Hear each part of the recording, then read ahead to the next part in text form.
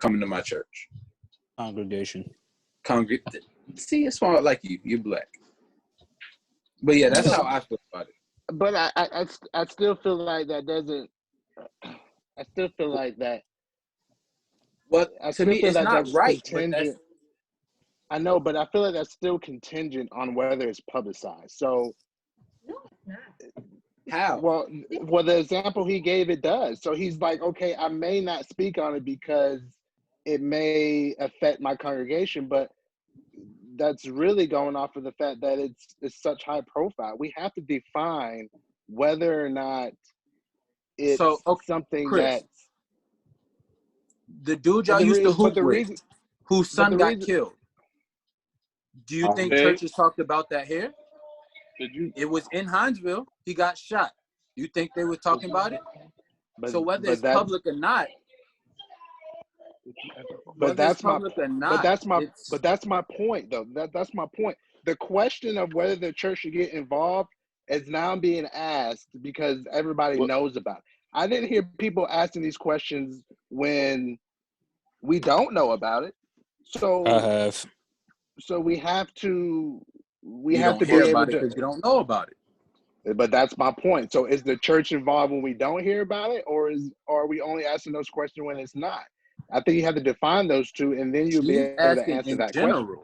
She's asking in general. She's not asking for just a big like Breonna Taylor or George Floyd. She's asking in general. What's the church's role, whether it's publicized or not, about social injustice?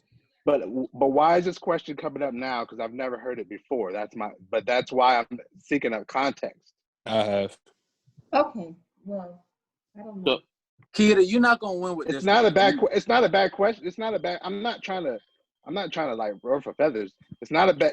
It's a valid question, and I feel like it's a good conversation. But I've just never heard of it outside of it being such publicized. So Josh has. So that's why I want to know, is this question coming up now because it's such something that, everybody knows about it? Because there's stuff that's happening in our own communities that I personally haven't heard of. I haven't heard as much desire from the church until now. So but that's my point. That's my point I'm trying to make. The church quiet, even if it's public or private. What is the church's role when it comes to injustice? That's what I'm trying to say. Maybe I'm misunderstanding what you're asking, but I just want to know: is there a role? What is the role? It's okay. I'm gonna let you all get. No, stay. It's a good question. Yeah, because I was just trying to get understanding. But I'll let somebody. Go ahead, dude. Go ahead. No, go ahead. You go ahead, dude. All right. So for me, I understand what she's saying, and I understand what Davon is saying. So for me, when you start dealing with the church's role, pastors who don't address it, are you saying that they don't talk about it even when they preach, or that they're not coming like on social media or on like channel Fox 5 News and addressing it? So even within their own churches, like I remember, and I hate to put what Nana's church. Live Oak. Live Oak. I remember I actually tuned in one Sunday, and it was when they have the online churches, and it was the height of George Floyd, and I remember him talking, and I felt like he was tippy-toeing over. He was more so concerned about Corona, but he didn't really say anything about the things that are happening. So go ahead. It's just a matter of them addressing it, period. Right. I feel like they don't address it. Okay. If you have that platform, you have a lot of mega million persons, right? Who can really represent the community. But I feel like they're quiet. You know who you hear from? what's that guy named? He be in everybody's TV, but he a pastor. What's the name? Al Sharp. He's the only one. And I have questions about him. He's the only one I've ever seen. I don't think I think I heard TDJ. But if you have that platform so huge like that, then to me you have a greater responsibility to, you know, speak to the masses because your power is going to or should influence. You see what I'm saying? Yeah, well, I agree with that wholeheartedly. So, in that instance, I've heard I've heard some pastors preach on it and then pray about it, while it was being broadcasted. Now, for like the ones Davon was talking about, you know, the ones who are afraid of the congregation walking out, I think we have a lot of those now. And so that's where I was going to go to start out with. When you deal with churches, unfortunately, I mean, that's a whole nother topic, but there's a lot of churches just being reared up for what they can get from it, not so much for what it's supposed to be. So when I think of what is the church role, the church literally is supposed to be basically just the house of God. So for me, the church role is to speak, there's to address it, pray on it, and fight it spiritually and naturally by speaking on it. I don't know that pastors are gonna go out like, you know, like you kept addressing Martin Luther King, actually going out. He, you know, they probably didn't have like social media and Fox 5 News as broadcasting everywhere, but he was out there. But I don't think we're gonna get that again. I just don't personally think so, but I think the church role altogether should be just that.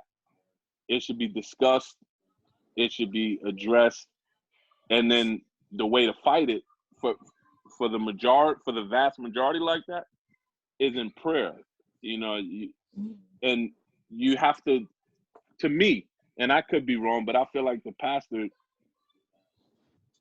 if you're gonna address that topic,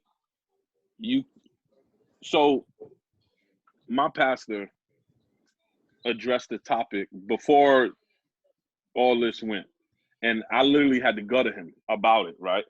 So he addresses every time there's a killing all the time, or he'll be like, you know, we need to pray for, you know, our fellow brothers who are dealing with this. But he preached on authority, right? And he preached on police, and he was like, he went to I wish I remembered the scripture verse, but he talked about how they are God ordained peace holders or something like that. And I, in my spirit, was fighting with myself, like, yo, how can this man stand up here and preach like this and talk about this, knowing that they just killing people? And like, so I went to him at the end of the service and was like, that was a tough one. And he said, I know, I've seen it on your face and a lot of other people's faces. It was a Wednesday night service. And I was like, I gotta tell you, I appreciate you for addressing it, because he talked about how the stuff is wrong, but then he talked about how we still have to find a way to have respect. So I'm like, God, that was hard. He was like, you know what? He was like, nowhere will you find anywhere in the Bible where the disciples just decided that they was going to buck and Christ was like, it's okay. And he was like, the thing we have to remember is, he said, I remember I went to school with this guy who was a doctor. Turned out he was crooked. He said, but do I now disregard every doctor? And I was like,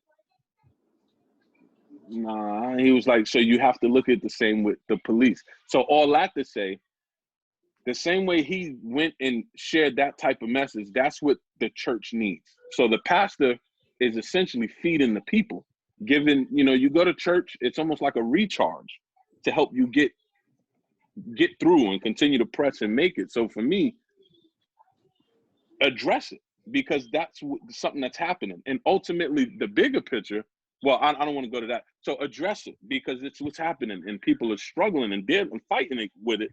inwardly, and they need to know that don't let your emotions outrage to the point where not only could it cost you your life, but it draws you away from him, God. But then it's also, the church role is also to help us understand that we're not fighting fire with fire. We're not wrestling with the cop. We're wrestling with these giants that are within the earth right now. You know, David had to slay one Goliath, but we got tons of Goliaths out here. So there also should be not only addressing the situation and speaking about it, but then feeding the people as the best they possibly can through the power of the Holy Spirit, because people need to be trained to know that this is beyond just a physical thing that's happening constantly. Okay. Thank you so much. Thank you, Chris, Ken, Devon, and Joshua, and James. Good night. Oh, I'm bleeding. That was good. Good night. Night. Good night. Buenas noches. Buenas noches. Did you just say something about an enchilada? I couldn't really hear. Why you got that look on your face, dude? She can't speak Spanish. My bad.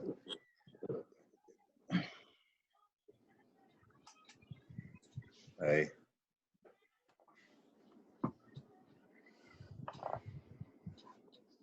I don't know what they're gonna do. Anyway. Yeah, that's crazy. I didn't even know all this happened today. The Lakers organization said that they are unhappy. Well, not they, but LeBron and them, who speak out a lot. Yeah. Yeah. I'm watching. But I tell you what, though. Oh, go ahead, Hop. No, I was gonna say I have the pregame on, and they're talking about it. I can't really hear what they're saying, but I know that they, on the bottom of the screen, they had a bunch of different people Twitter feeds up, and you know they're talking about it. Different players and different former players and so forth and so on are just commenting on what's going on or what happened today. So it's being talked about. Oh yeah, it's being talked about. It's just now a matter of, realistically, man, we're I don't know. Where do we go? Where do we go as a church? Where do we go as a people? Where do we go as black men? Where do we as Bob go? How do we? I don't know. I'm in a loss right now with this. I'm not outraged. I just It's bothersome. It's frustrating. Yeah. Hurtful. Distasteful. Disgraceful. This is why I said what I said, though. Like, the protests are happening, right? You even have angry people happening, but we're not getting results, and this is just proof that is not. I'm not saying that that's no good, but you're not. The answer is not going to come just from that. No. It has to. You got to. To me, I feel like, you know, this is, my pastor says it all the time, and I've finally adopted it. Everything has to be fought naturally and spiritually. So while you battle it in the natural, you battle in spiritual. If you get sick in the natural, you go to the doctor. In the spiritual, you pray. So if God forbid, you know, this random person I meet in the street, you know, they go to the doctor, say they got cancer. All right, so you're gonna go to the doctor to get help naturally, but then the church fights it in the spiritual. I feel it has to be two sides. And because, and I'm not even trying to be funny, but the statistics will tell you this is the most biblically illiterate generation there's ever been right now. Like, if you go through the statistics, it's terrible. If you ask somebody, you could go ask questions around, and like, people don't know the answer. So it's like, go ahead. No wonder things seems to be even more out of control. So remember how we used to talk about what things would look like when, like, people like the three-headed monster are not the face anymore. when they get up there in age, man, I wonder what the world will look like. Well, you got more people who are more content with saying I'm a Christian rather than living I'm a Christian. So it's almost like it was destined to come when everyone keeps turning away from him. Well, so her, like she said, her and I have had this conversation before. And my response to what is the church's role, what has always been, for one, because she's a history teacher and she wants to pull the history back to today. And yes, it does have a very valid role in today. And like I was talking to when I was talking to my father today, I was like, man, this is not news. This is not current events. It's a continuous event, in that it's been going on since he was a little boy, and before he was born, it was still happening. So for me, Dr. Martin Luther King and even Malcolm X, for what it's worth, they had followers who were willing to be martyrs, put their life on the line, right? Go through the fire with it. Don't have that today. One. Two, today's people outside of the church don't really hear or want to hear the church. So if all right, many people know TD Jakes, right? I personally don't listen to TD Jakes. I don't follow TD Jakes. If he were to come on TV right now, I would turn the channel. Bad, maybe, but that's just me. So although he has a mega church, although he has many followers, although he's well known, if he was to come out right now and say whatever about social injustice, you may have people who listen. You may have people who wish to stand up with him. Will it be enough? I won't even say us. Will it be enough people to, I won't even say will it be enough people. Will it last long enough?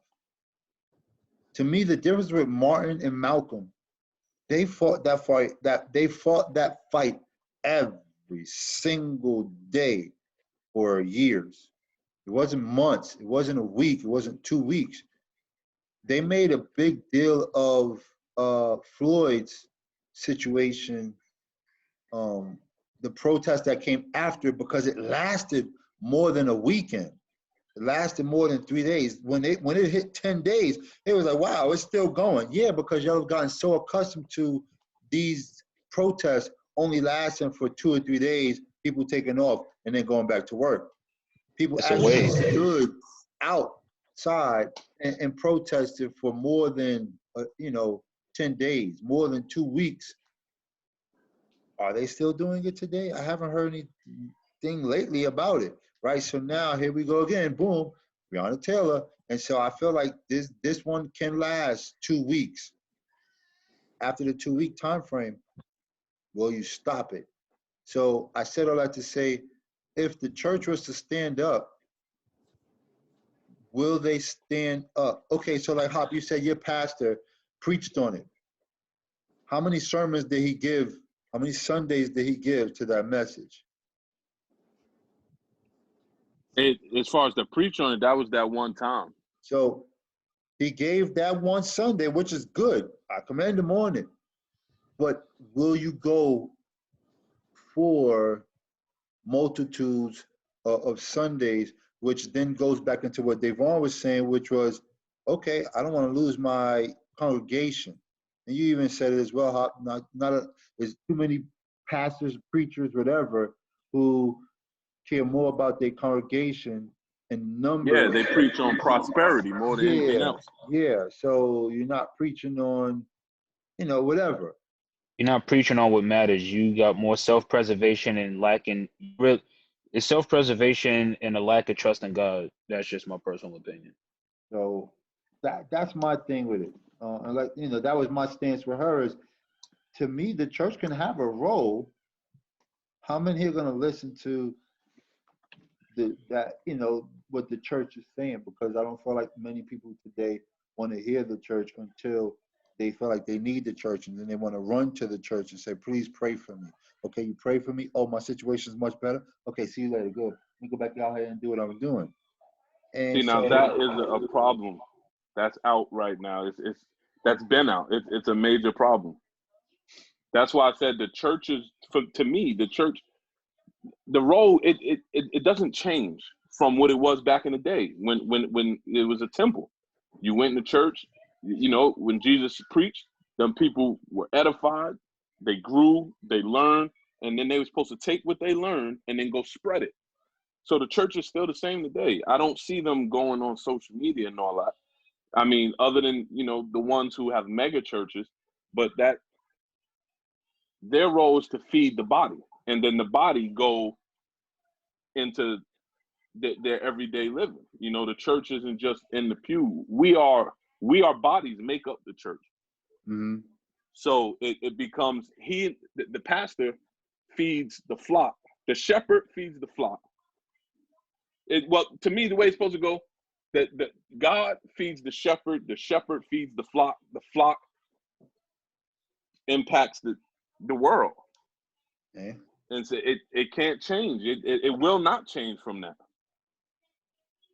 If that's the way it was back then, that's what it's going to continue to be. The problem is, which is a hard pill to swallow. To me, part of the problem is the body. You have That's cases. the big problem. That's not part of the problem. You have cases where the shepherd is leading astray. You know what I mean? People have become more addicted to the flashiness and cliches of preaching than they've become to the word of preaching, to the meat, to the milk, to what's being given.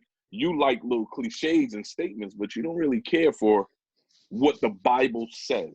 I like that feel good, not that gut wrench. Yeah, and it's don't give me the knife. You have that from the pulpit. I don't want the knife to where I got to get cut and then I got to self-evaluate in hell. Just give me what's going. Just give me the spa treatment. Cases where the body is just too many people are just they're going for you. So you remember when we would go to Bethel, you see Dragon and Cameron and Jim Jones and all these dudes in Bethel on New Year's. You never see them again. True. You got a lot of that going on. It's just on every Sunday though. I come in, get the word, feel like, whoo, yeah, I'm good. And then you go live Monday to Saturday, however. And so to me, it just goes back to, of course, that things look like they're getting worse because people are going away from him. You know what I mean? Here we are as brothers able to have a conversation. But if we invite a lot of other black, especially men, into this conversation, it gets high and outraged and angry because we see it, and then our emotions, we become like a volleyball pushed under the pool. And after something like this, it just shoots up and you can't control it. And that's what the enemy will have. I believe that the enemy just, he knows if I can keep the people away from God, I can keep doing what I want. And God is a gentleman, so he ain't gonna step in and be like, hey, turn the freak around. All right, you can keep fighting it that way if you want, but it ain't gonna change without me. But I tell you what, man, did your mom ever send you that joint that they was sharing on Facebook Messenger? All these prophecies about what's to come for the month of September, October, November. I've heard she sent me something. Well, she sent me two different things. Right? Yeah, there's been two of them. She sent me two of them. One was the second one was a white guy. Yeah, the white guy is the pastor. Yeah, the first one was a like a podcast. The first one was a podcast, the two black men, and they was bigging each other up or whatever. One was really doing all the talking. The other one, he was the podcast person. It was his podcast. And I heard them. I listened to them. And see, that's how I was. How I was like, see, so many people say, "Oh, I'm a prophet. I'm a pastor. This is what's gonna." So to me, I don't. You know, Jahida asked me, "What do you think, babe?" Unless I pray about it for myself, it's hard to take it like that's it. They're saying and but with the way things are going, you know, one of the things he was like is when we get to like October, all of them keep saying October is going to be really bad. Yeah, they saying I September. had a dream.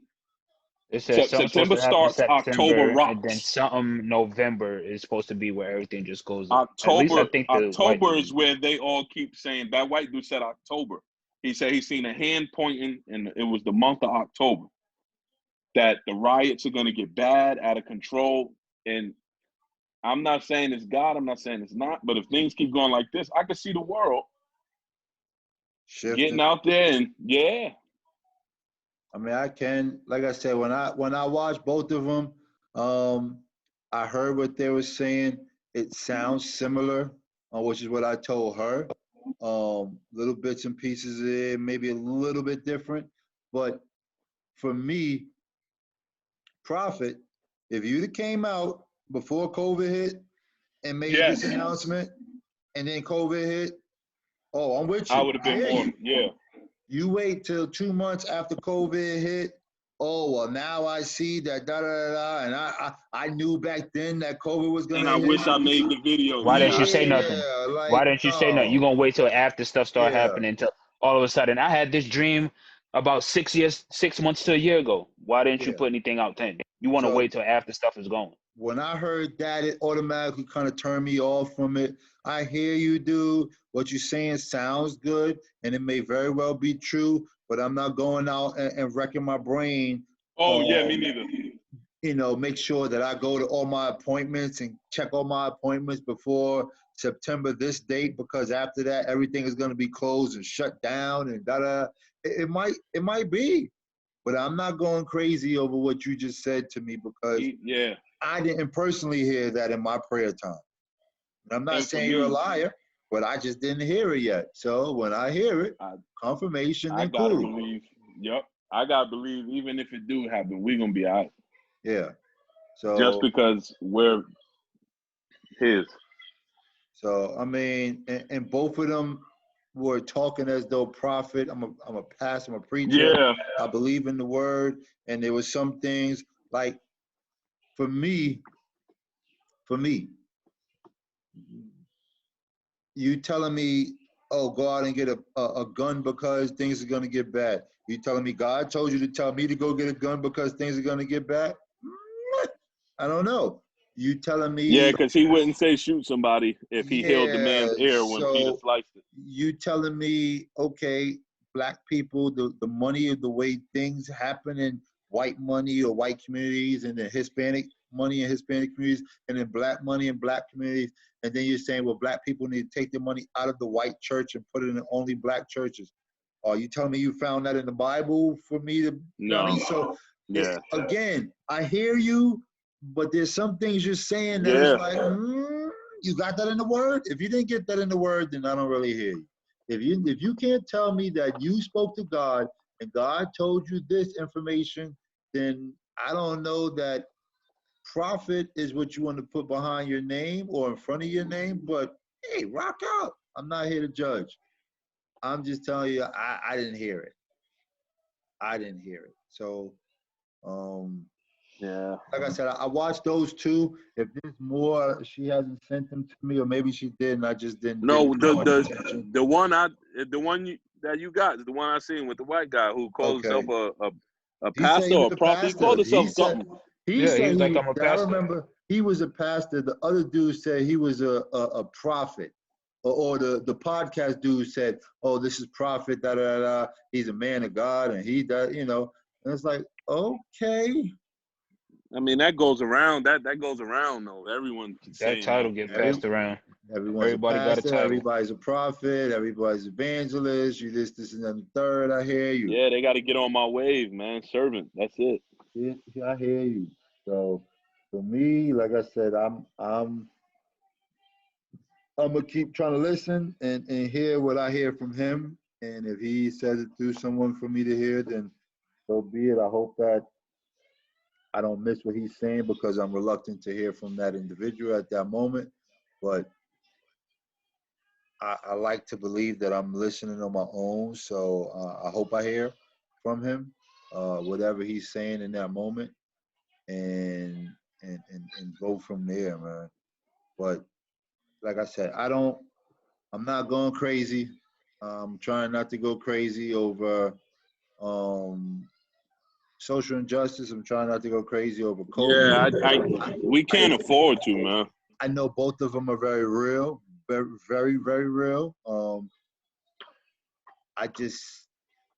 don't know. I try to, like I said, I want to talk to my son, man. What are you hearing, dude? Because I have no idea who's in his ear in regards to this matter, if anybody's in his ear regards to this matter. Nobody. And I just don't want him to hear reckless information. I'll say it that way. I'm not gonna say wrong. I just don't want him to hear reckless information and him take it as golden. Yeah. So like I said, as soon as I seen that information today, that was the first person I called. But his phone, it said is not connected or it won't receive my phone, my call or whatever. I don't even remember what it said. But Just doing that again. Well, yeah, but I called him once. After that, Well, I called the Mommy house. said it did that to him when he was in the airport, or it did that to her when he was in the airport. But she was able to FaceTime him, right? Yeah, she was able to FaceTime him, which means his phone's not off. Well, I talked to him when he was in the airport. He called me when he came back on Monday. He called me. He called me when he was getting on the plane. I found out his mother was with him. Cool. I tell him, man, I'm in class. I do want to talk to you. So call me back when you touch down. So he called me back when he made it to Houston. And I was like, okay, man, you're not home yet? Nah, Daddy, I'm not home yet. Okay, son. Well, I'm still in class. Call me when you touch down. I know by that time I'll be off of my day. So he called me when I think, got home. It didn't sound like he was in a car. And him and I talked for a couple minutes, and then she said something to him. And he was like, all right, Daddy, I'll talk to you later. Okay, no problem. So like I said, that was Monday. I didn't speak to him yesterday. And then, like I said, I tried to call him today, but I wasn't able to. So I spoke to him on the phone on Monday, not text, but actually verbally spoke to him. So I don't know why I wasn't able to speak to him today. And I called him like 4 o'clock, knowing that his day should be over by that time, or at least I was expecting it to be. Yeah, it is. So I don't know why it said whatever it said, but it didn't let me through. It didn't even let the phone ring. It just straight automatically like a voicemail, like his phone was turned off. But it didn't say this call is not receiving calls at the time. It said something else. So I don't know if she blocked it. I don't know if the bill's not paid yet. I don't know. But like I said, I do want to speak to him so I can know what he is hearing or not hearing. And I could tell him whatever I feel. And how to handle himself while he's moving and maneuvering. Because I know that there's little to no restriction. I was about to say, because I know he rides his bike all over Yeah. daggone Hinesville. And so I don't want anything to happen. And if he does get stopped for whatever crazy reason, you know what I mean? I don't know who he's hanging out with riding his bike. I doubt he's riding by himself. He's told me that he rides with his friends. So I don't know what your friends are dealing with, what they got going on. So I just want I want him to be mindful. Told me they ride the post and back. Yeah, and that's not right around the corner. Yeah. Especially on the bike. I mean, granted, we used to troop. I remember I trooped from Parkchester to Secor, Parkchester to Boston Road, plenty of days on a bike. That was easy. That was my hoopty. Forget getting on a bus or a train. I got this hoopty right here. I get anywhere I want to go. Bikes was big back then. Now. Hey, that was my hoopty. So, but it's just a tad bit different now. So, not that it was different back then. It was still strong back then, but they weren't just shooting and killing us. They would stop us and, hey, separate your feet, assume the position. Yeah, that's just terrible, man. They harass. That's what the word is. Yeah. Harass the mess out of you, boy. Slam you on the gate, on the wall. They stop you in a second, but it wasn't, I'm going to shoot you to stop you. Nah, you shooting to stop me. So, I don't know. But, hey, let's actually recording. I ain't going to tell you. I'm recording this. So, yeah. Lord and Heavenly Father, we thank you, Lord, for. Take that at the end. Yeah, my bad. It has been the whole time, just a little bit. Lord, it says at the top right of the screen. Yeah. We thank you for allowing us to have this conversation, for just allowing us to be in one accord again, Father, to get ready to dive into your word, to share in these matters, to share in just you, just in our thoughts, to get them out there, to have conversation about love, to have conversation about situations that's occurring. Lord, as we dive into your word, continue to give us insight, to continue to give us wisdom and pour out unto us what you're saying to us about today, about us, about black men, about your sons, your men servants, about your people, your church in itself. Watch over our families, watch over our loved ones, watch over our communities. Continue to protect those in our circle as you do us. We thank you in advance. Have your way in Jesus' name. Amen. See, now that is where the podcast or whatever we do, sharing the link, that whole conversation we just had would be so impactful for millions of people, yo. I shared the link on my story today. So I shared the link on my story today, right? But I realized after the fact, I didn't put a time. I put 6 o'clock. So I put the link on my story. What are you story. sharing, the Zoom link?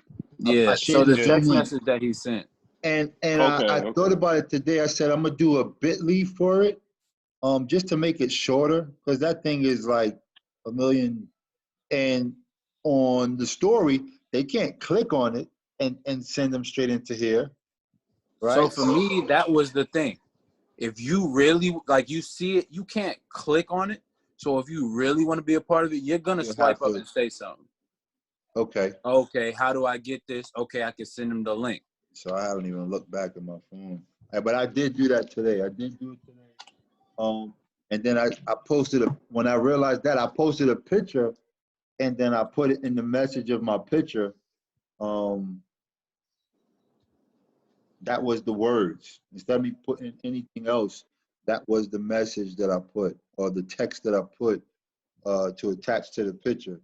And yeah, when I looked at it, some people liked it, but are you liking it for the picture? Because I don't know. But yeah, I did put it out there. So I'll just, my plan is to continue to put that out there and see what happens, and wait for him to leave me with this. For me, Ezra, since you're recording, if you could, I would say just go through it and take like couple second clips, 10, 20 second clips, Put them in the story? Yeah, not even the story, just post it. Okay. Post it to your page. This is what goes on. So you can have you could post more than one clip at a time. So you can have a clip of us laughing and joking, and then you can have a clip of us diving in, and you can have a clip of the conversation that we just had. So you can have the different, they see, okay, it's not just, okay, the first clip is, okay, they're talking about such and such and what's going on, the social injustice. Then, okay, wait, what's the next clip? The next clip is us laughing and joking about basketball teams or just about life in general. Then the third clip is, okay, but they're still getting into the word. Then, cool. That's crazy, yo. What's up? Just, I believe that's God moving your missus to come to where you at to ask these questions. I feel like it's preparation. I don't think it's by accident. Oh, yeah, you know, and that's what made me laugh. I thought about it last week. Yeah. This week, it's not just laughing and joking. We're not just a group. We're not just men who get on the phone and let's just discuss these three or laugh about basketball. We're in everything. So before that, we wasn't having in-depth conversations about this. Yeah. So I think it's God. It's preparation. It's a shift. So I had for wherever we headed. explained it to somebody today. One of the girls I hang out with here, she's the person who really started me on my path, my walk with God. So when I put on my story, she swiped up and she was like, "Oh, this is dope," And I was like, "Yeah, it's really right now. It's just a family thing, but I feel personally, and we feel, we're trying to branch out. Yeah, it's family right now, but we're trying to branch out and reach everybody." And she said, keep doing what we're doing, and she's gonna pray for us. So I spoke to. Is that today? That was yesterday. I spoke to R yesterday, right? How is he? He's good. So he calls me, right? And he goes, "Yo, I'm not gonna lie to you. I ignored your call on purpose. I was up this morning, but I couldn't ask for prayer no more because God already told me He got me. So I didn't want to get on there knowing what I'm dealing with, because He said some kid that he used to have over at the house chilling, whatever, grooming them, mentoring, dealing with so forth and so on.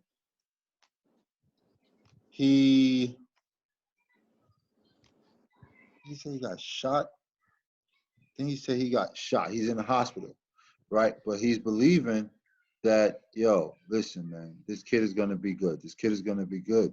So with that on his mind, and then again, everything that has been happening, he's like, I can't ask for no more prayer about this. God, you have to take care of this. I don't want to ask for prayer. I don't want to keep coming to you about these situations and you continue to allow this to happen. So I told him, I said, dude, even though you're not joining at the moment, you're so connected, because I just finished telling Davon this morning that in the midst of what he's going through, every question or every request that we lift up, he's going to challenge us in. I said, so you've been asking and we've been asking, God, deal with him in the midst of the deaths that's been happening in his life. And now God sends, or God allows, another situation, somebody that you've been close to, now not necessarily an adult anymore, but a kid who you've mentored and become close with, to have a situation that could be detrimental that way. What do?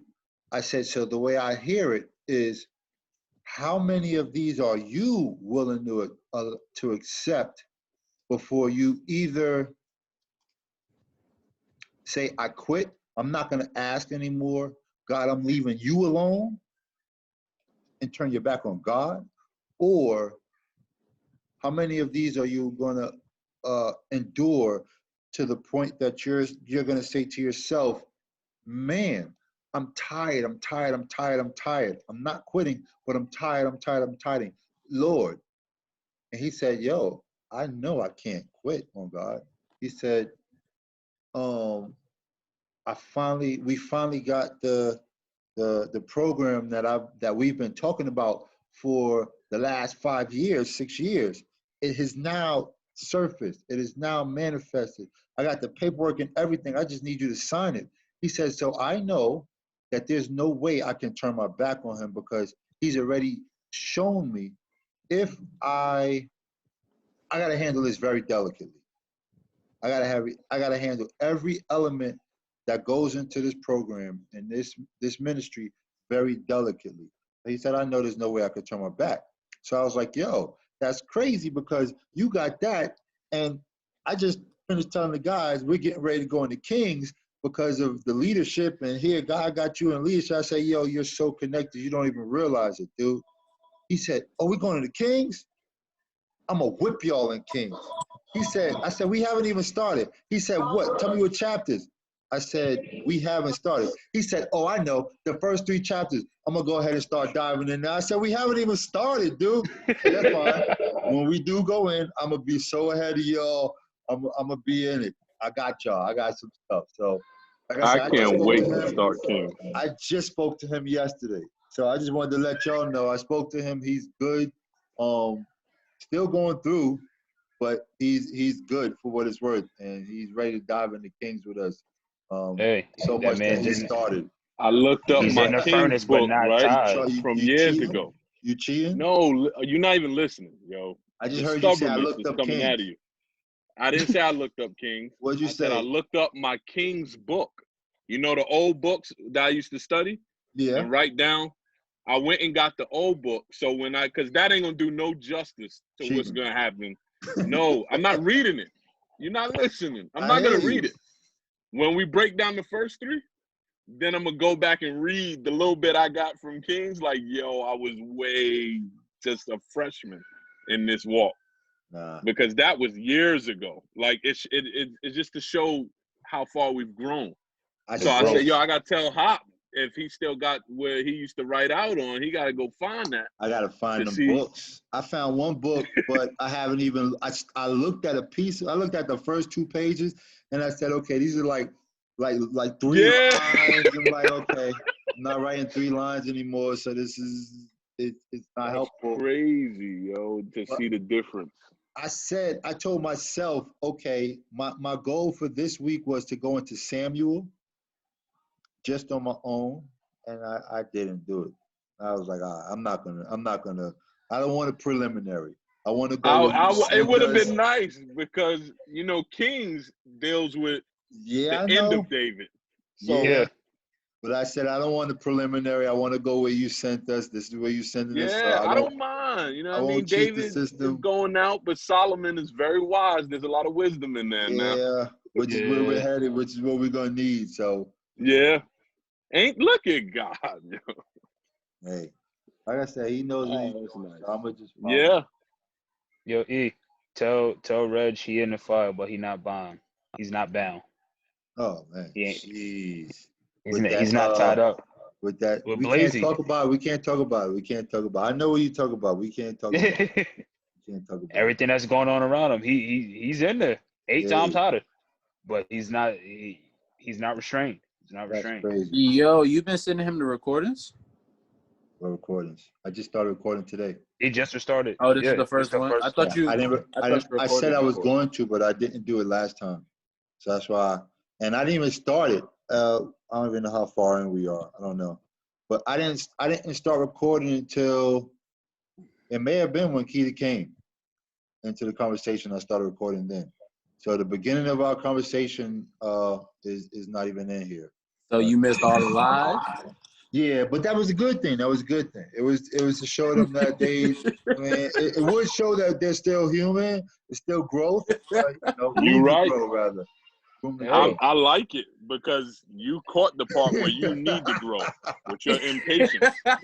So, listen, to everyone who may watch this, we all got flaws. Oh, okay. Hey, listen to him lie now. We all got flaws, Hey, that's not we out human. Not to me. You gotta humanize him for a little bit. Hey, Chris, I know you've been silent, but do you hear him lying? I'm not lying. That's this not man said patient. he up. You must have. Hey, don't worry about it. Chris was asleep. I know. I I know. said, hey, Chris. He said, Chris was napping that whole time. I know, but he out. Hey, Chris.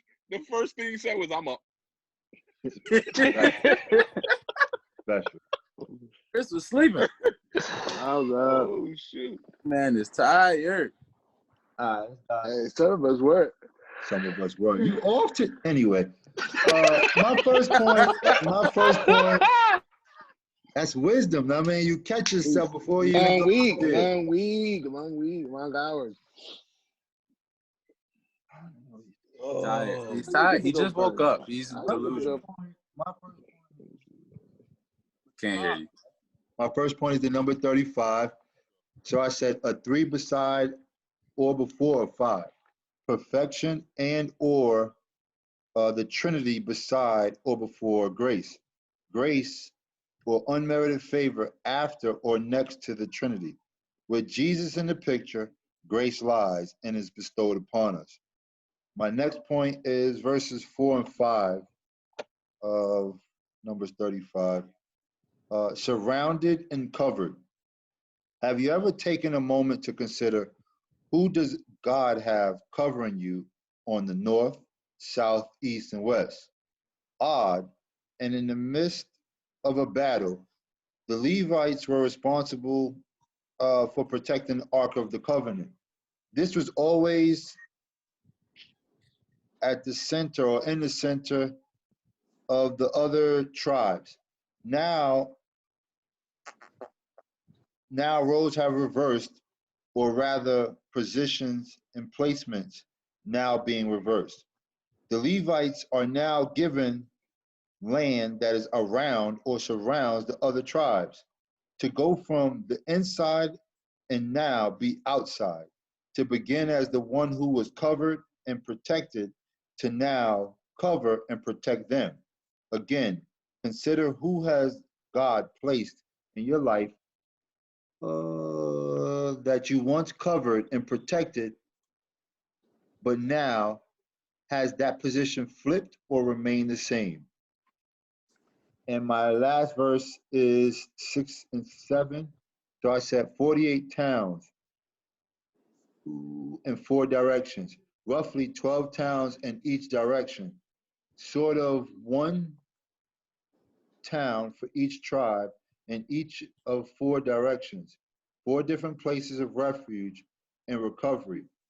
Most people have one place of refuge, while some don't know where to go. Will your open door Will you open the door he gave you so that someone or someone's can receive refuge and feel safe around you? And that's my 35. That man is tired. Sleep, man. Yeah, that's him. I'll go ahead and go. Next. Oh, good, my guy. No. No. I don't want you falling asleep. I'm with you, Yoshi. I'm with you. So mine was an overall kind of review. I don't really have specific points for 35 and 36, but while I was reading it, I don't know. Mine was more like a reflection. So that was my point. So I put a reflection of the journey. As we begin to close out Numbers, I found it fitting to take a look back to see how far we've come and truly appreciate all that God has shown us throughout the book. I want to first take a step back and be in agreement with Dude for a minute. I too must admit, before we really began diving into the word, I knew very little about numbers, and therefore even I was hesitant to even read it. What God has shown me is that when men gather together and study the word, what a revelation he can show us all. Bob has always been about spiritual growth, but it's refreshing to know that when we prepare our hearts and our minds to focus on what God has for us, He can reveal Himself in ways that will never cease to amaze me. Numbers for me is all about the journey, literally. It's about preparation. It's about falling short, having to endure discipline, and then preparation again to receive a promise. I don't have much takeaways for what was specifically mentioned in 35 and 36, but God issued a commandment in verse 2 of chapter 35, much like what we are seeking for from God. A commandment on where our studies should go next. We do our preparing for a season. We are preparing for a season. We are preparing for next steps. We are asking for direction.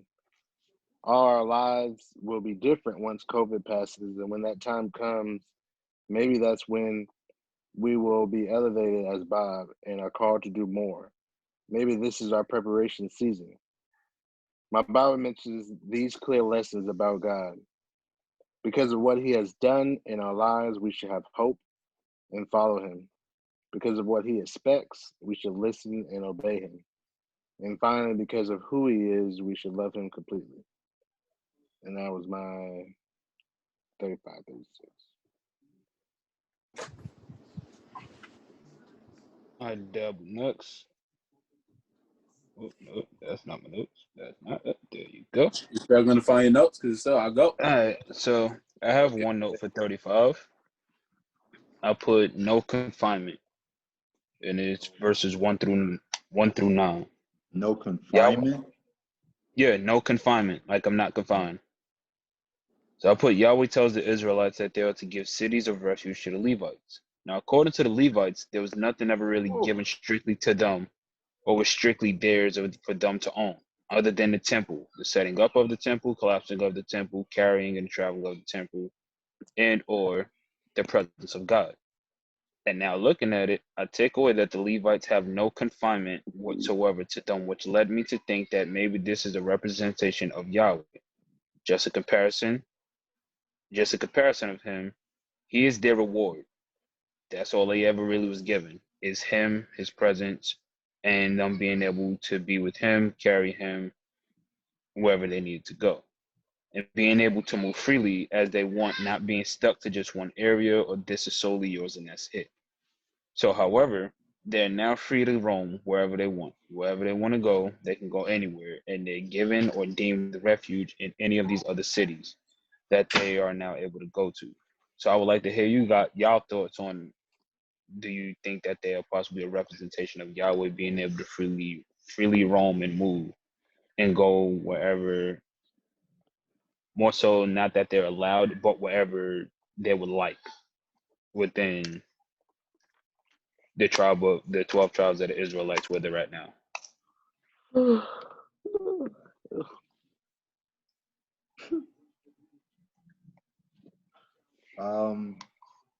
Are you done?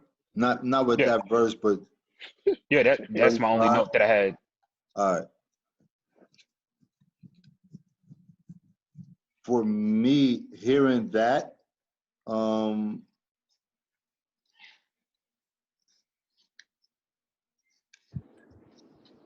like I said, my thought went from before when they was marching and they were in the center to now being on the outskirts.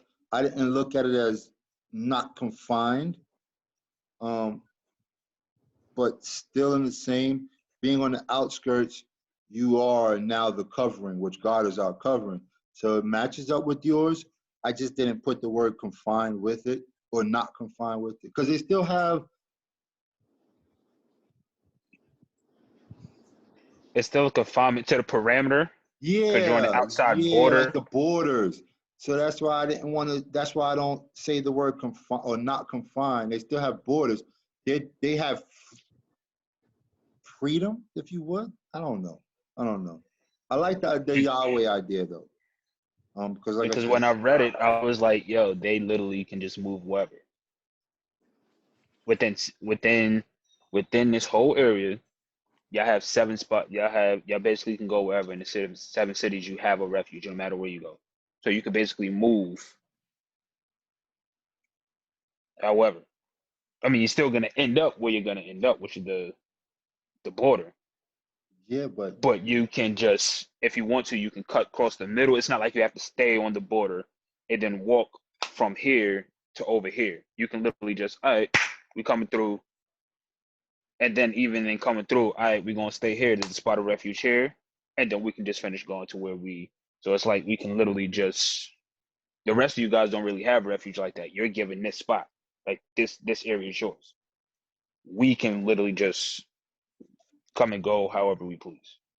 So that's why to me I took it like, yo, there's really no confinement for them.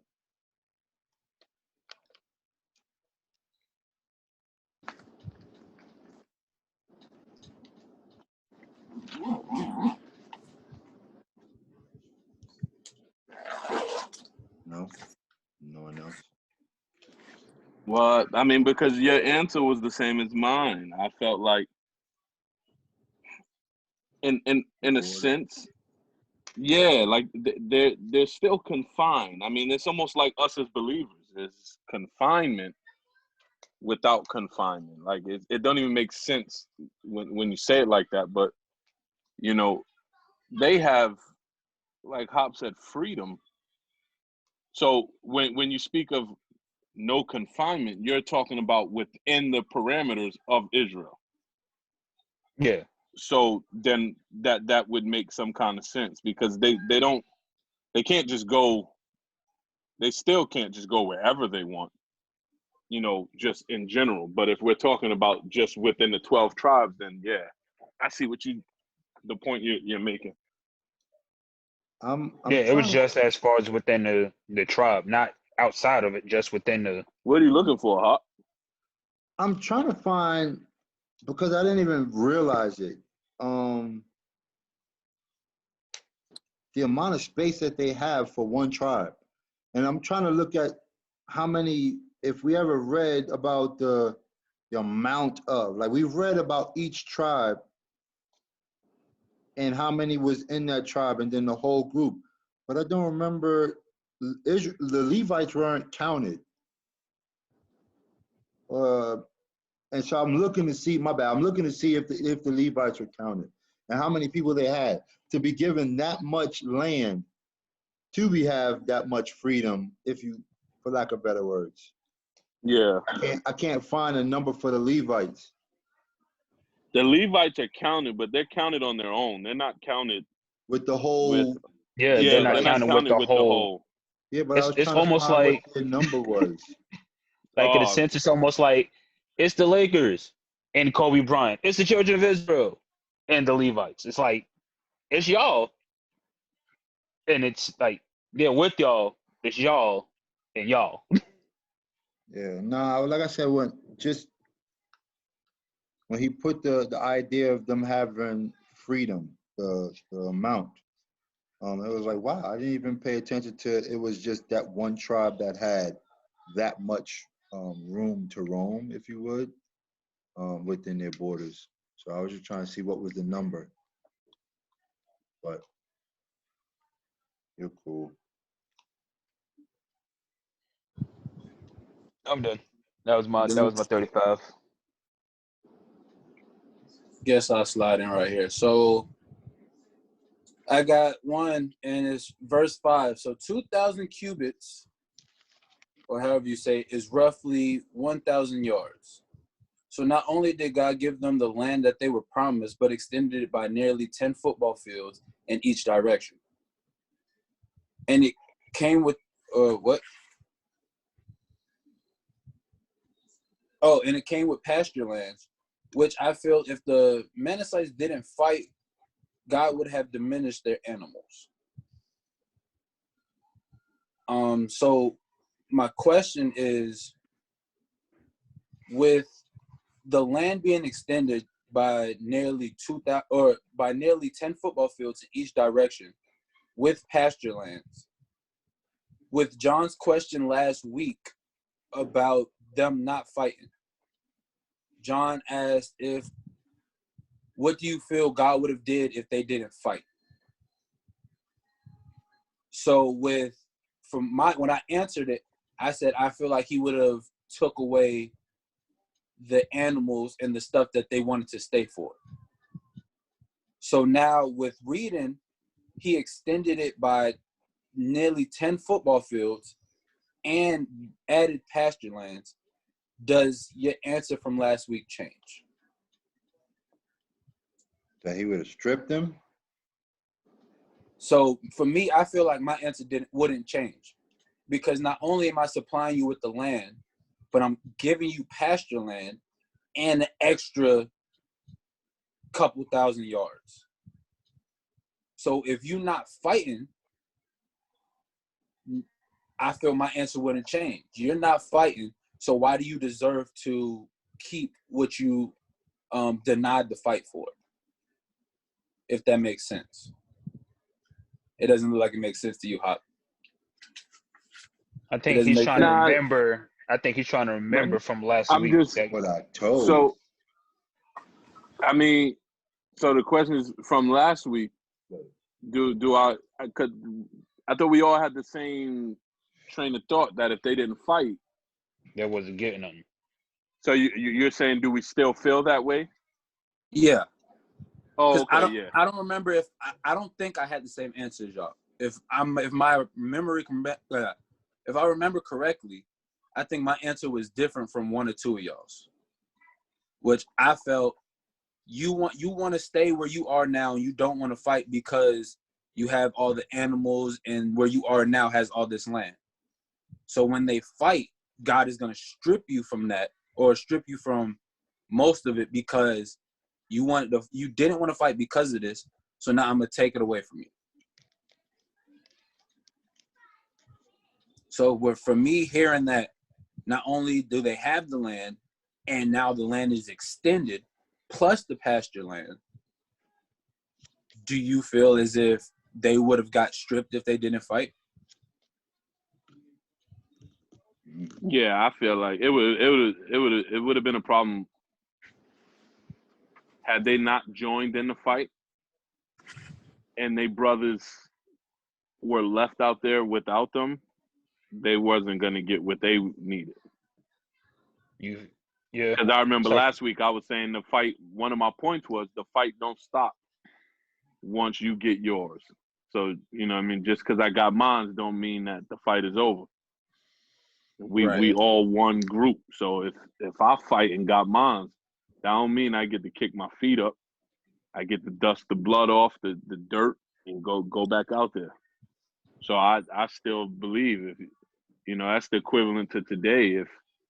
If I see, you know, Hop struggling with something and he need help, and I choose not to help him, I can't expect God to just send people to help me. So if I don't help him get his, and I was called to help him get his, oh man. Yeah, he said this ain't the Bernie Mac. He said this ain't the Bernie Mac effect. I got mines. You better go get yours. This ain't that.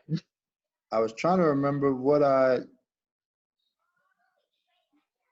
went with it, as far as what my decision was. I took it as we don't want to fight, not because of the stuff that we got. I just don't want no smoke. I'm good. This right here, from what we've got, is good enough for us. I don't need to go into the land. I got what I need right here. So it's not that I don't want to fight because of this. I don't want no smoke. I don't even want to go and fight.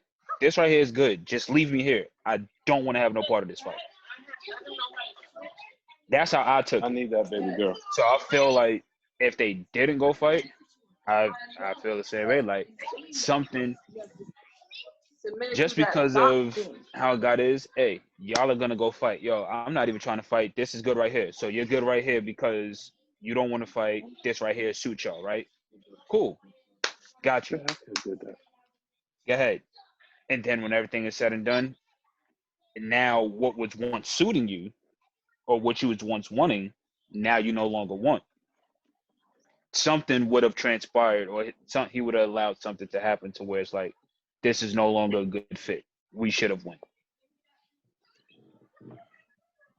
See, I think that's what I said, Yoshin, that they were good. They felt so comfortable, that relaxation of, I got this. Why should I push on to the more, right? And so I feel like, not to disregard your question, Scrub, my thought is God had intended to give them 10 football fields in each direction anyway, plus the pasture land, which furthers for me, the belief that, man, if they would have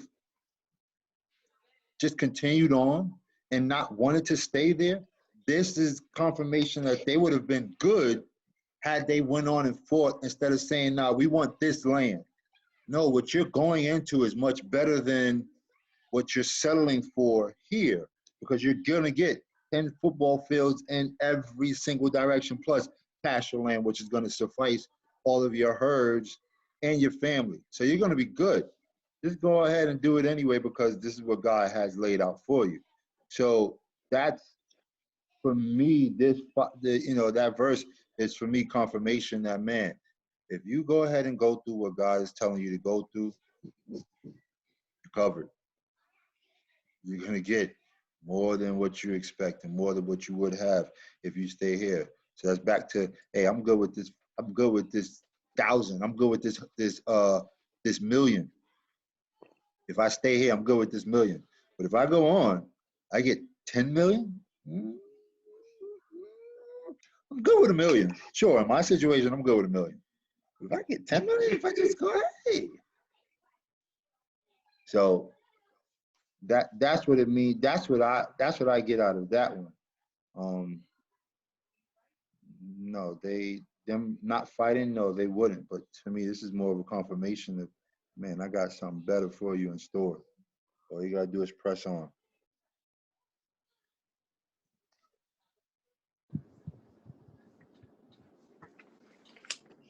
Sleepy. Straight hit him with that. You want to go to jail or you want to go home, Jake? Sleepy. You Going awake, home. Chris? I'm up. Sleepy's out of it. You don't have an answer to the question? Nah, he don't even know the question. No, I know what the question was.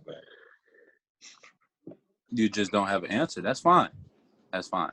That's all you had to say. I really don't. I don't think it changed from last question in terms of the land. I don't think so. I hear you. It's on you, On you, Coaches. So my first point for 35 is the world in reverse. I find it interesting reading this chapter and seeing what it states. You know, they say the rich stay rich because they don't spend much. So you can go on Facebook and see pictures of one on the left with jewelry and name brand clothes and shoes and watches, and then the one on the right with sweats and a t-shirt. And both are getting on the plane, and the question they ask is, which one is rich? They are insinuating and informing that the ones who look like money usually don't have what the picture seems. And the one with nothing really is actually sitting on tons, leading back to the statement that the rich stay rich because they don't spend much. Many today are desiring to do the same, get rich and make millions, and then have it for themselves for whatever they desire. Yeah, when we read verse 8, it says that from the children of Israel inheritance, they are to give to the children of Judah. That which you acquire, God says, from it you are to give. Give, and it shall be given. You can't be as the world, wanting to hold it inside all for yourself, but you got to be reversed from the world and give. Then I couldn't help but notice it says, from those with much, they are to give more, and those with less to give less. For some, this is devastating because you would feel we all should have to give the same amount. It's not my fault I got more. Yet we fail to understand the giver of it all is the one who set the rule. And so if I've blessed you with much, then greater is your responsibility. Maybe now we get an understanding of why we may not have broke that $1 million record just yet. We got to understand that giving is the very nature of God. And if we're one, And if we're a one-ended tube instead of a funnel, then he won't pour out in abundance. Be the world in reverse. For the Lord giveth and the Lord take away. As you enlarge, so does the requirements. My next point is only by blood. I find it astounding that we see blood can only be redeemed by blood. I often wondered why this was the rule anyway. That's when I realized because this is what God set in place back in Genesis. When Adam and Eve fell and went against God, there had to be blood shed for them. God dressed them in flesh, and animals' blood was shed. So when I read how if you kill a man, that another man's blood must shed, whether accidental or intentional. See, if intentional, then your blood must be shed by the avenger. But what got me is that if it's accidental, you must remain in the city of a refuge until the high priest, whose authority sent you there, dies. First of all, this shows the power of authority, because if I have the authority to command you to a place, then by that same authority, you can't be loosed until I'm gone.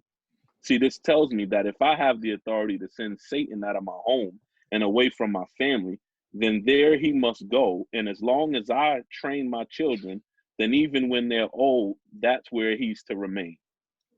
Then there's the understanding of the blood. You got to remain there till that high priest pass away. So at first I was thinking, Lord, how does this redeem the man? Because it's not talking about someone going after and killing the high priest. That's when I realized death itself is bloodshed. Maybe not bloodshed caused by one's actions or intentions, but still bloodshed because he's no longer a living soul. Even in natural passing, there's still a bloodshed. So if you harm someone and it's unintentional, then there must follow an unintentional death, which is in the high priest, blood for blood. And my last point is no more hopscotch. You know, growing up, things weren't like today. Today, you punish a kid by making them go outside. But when I was growing up, it was demoralizing when you were punished and have to stay in the house. We would go outside and play basketball, skelsies, manhunt, and there was also a game called hopscotch. In this game, you would go from 2 feet to jumping 1 foot in and then into 2 feet in. You would do this repeatedly until the end. Yet when I read the end of this chapter, I felt like he was saying no more hopscotch. You're either all in, both feet in, or you're all out. Lukewarm, and I'll spew you out of my mouth.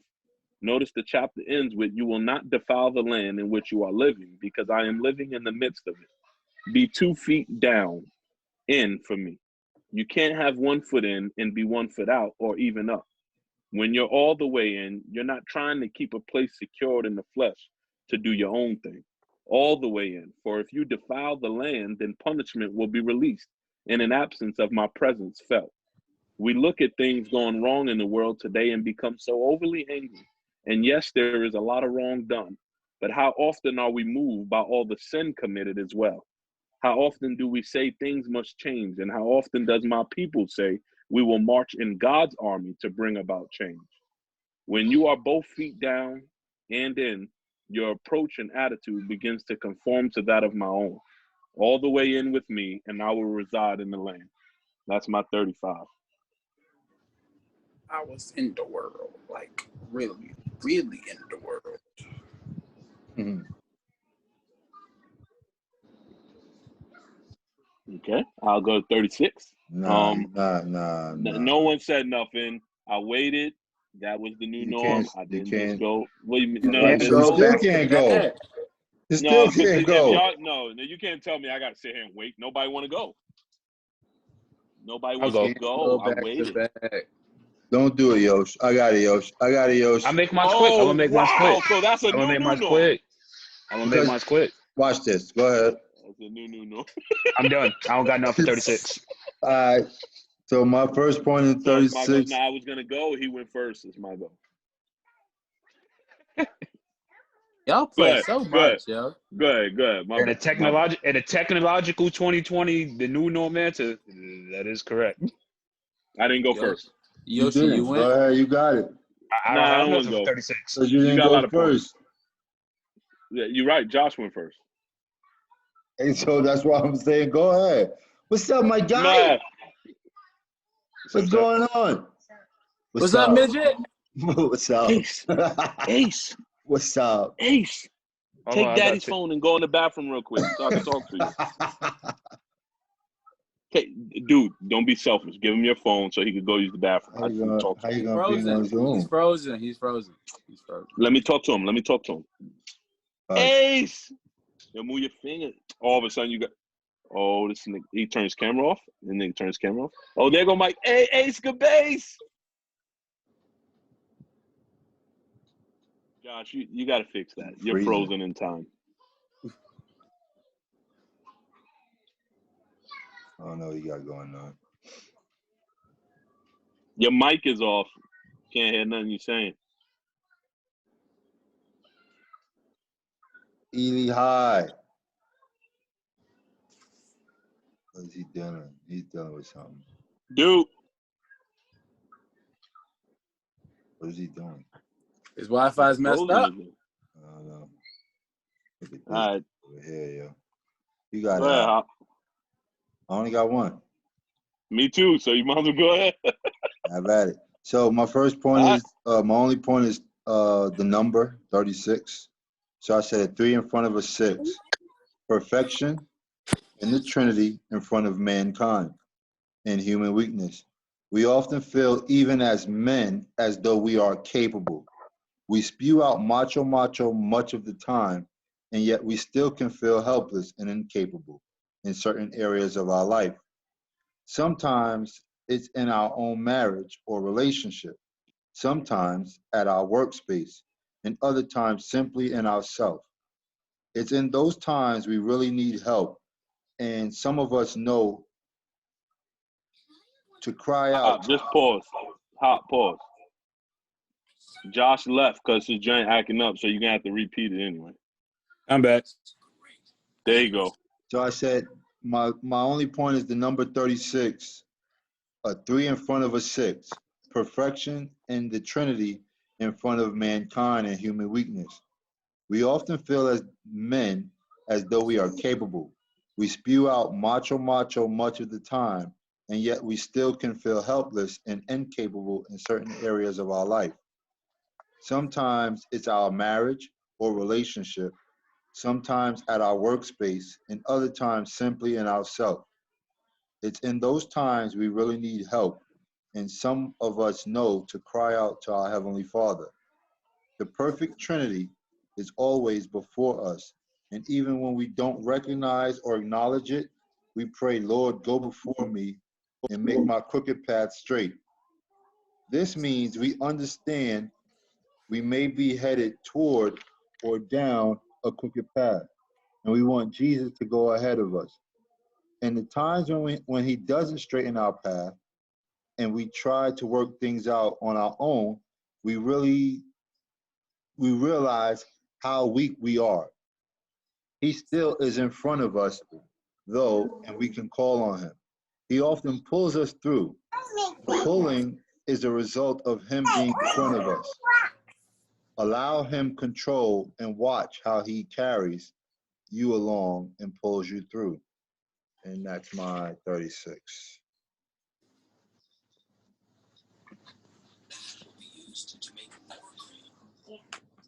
Dude, you froze again, man. He's not frozen, my screen. Oh, he's moving. Yahtzee! You need there you go. Whee! Hey, yo, Ace. Ace. Oh, God. Focus. Hi. He's focused, dude. Hey, let me talk to you, man. Take the phone. Hey, baby girl. Y'all go outside, go get some rocks, baby. You gotta start tossing them things everywhere.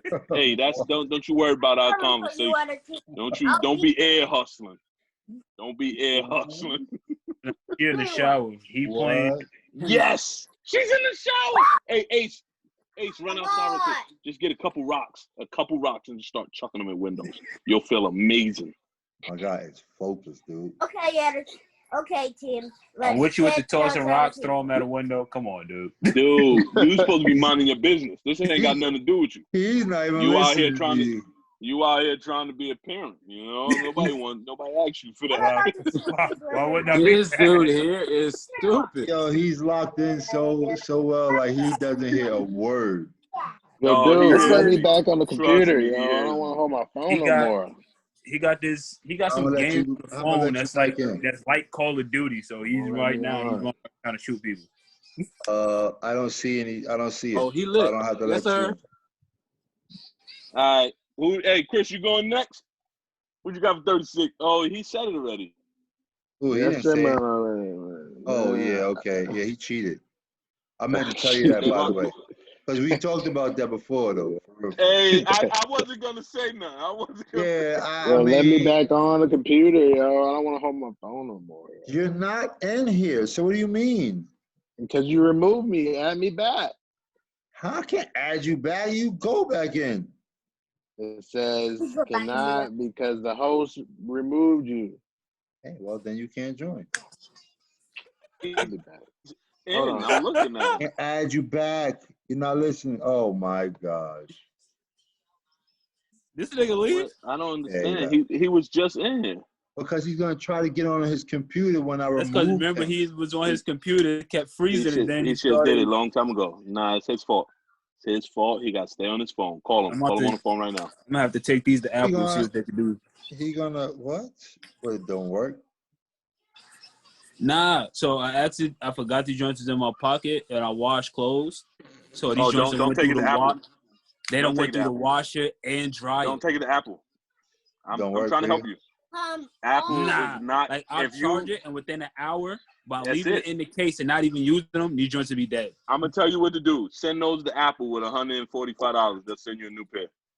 Nah, I'm not. He's special.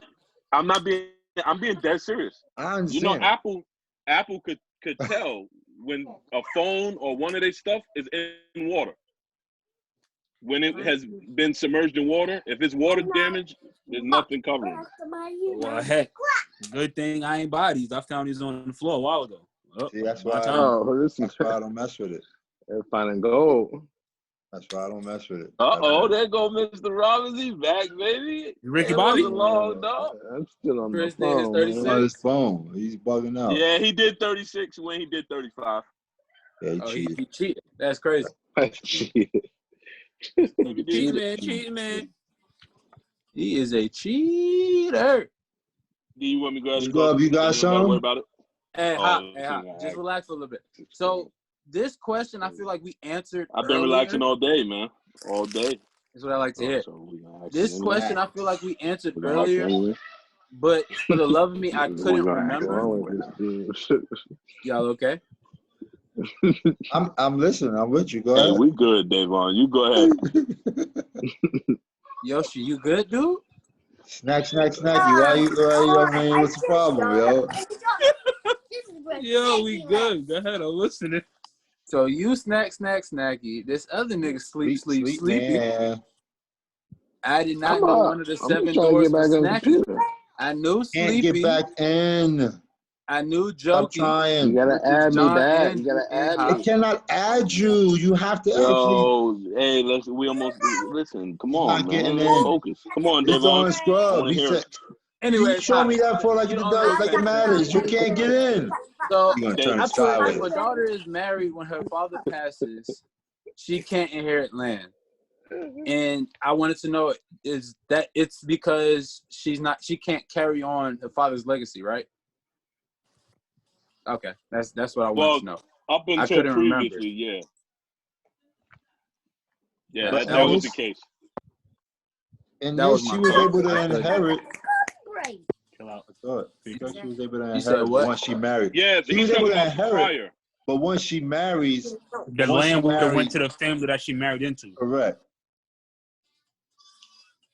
So if she would have married, it's not her father's. It's not hers. It's not really hers. It goes to him. It's no longer kept within the family itself. Now the land is being extended to some outsider. It's like her last name. No, it's being taken by the outsider. Yeah. Yeah, she don't get to keep it. Okay. That was my question. That's it. It's on you, Hop. Hop, man. I only got 1 point.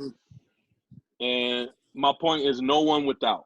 In this very short chapter, what I did get was something that is quite simple. No one without. The whole chapter talks about the inheritance that was given to the people and how these daughters were to receive the inheritance. Yet we read the concern of how once these daughters of Zelophehad marry, the inheritance will be done away with to their husbands, and those from that lineage will be without. And the request was granted to ensure their inheritance.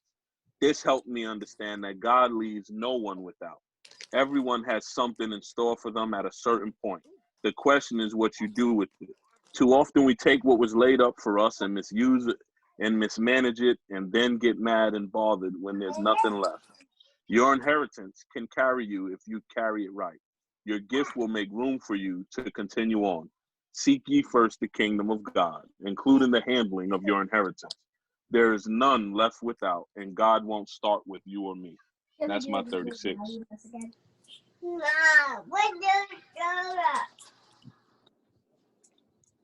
Come on. Then you can watch Cuckoo Melon. Lord, I thank you for helping me and to be able to You endure watch numbers. Oh. We're going into Kings 1, 2, and 3. Dora, you liked it, yo. I did like it. I learned a lot from it. I just from the beginning to where I am now, yeah. Not wanting to go in, and then learning, yeah, I'm thankful for it. As much as It's a beautiful journey. Oh, definitely. I look forward to leadership and oh yes, I can't wait to wisdom and all that. Leadership and wisdom. That's what I'm gonna call it. Only call it Kings. Leadership and wisdom. It's gonna be great. Yes. Hey, get it. Hey.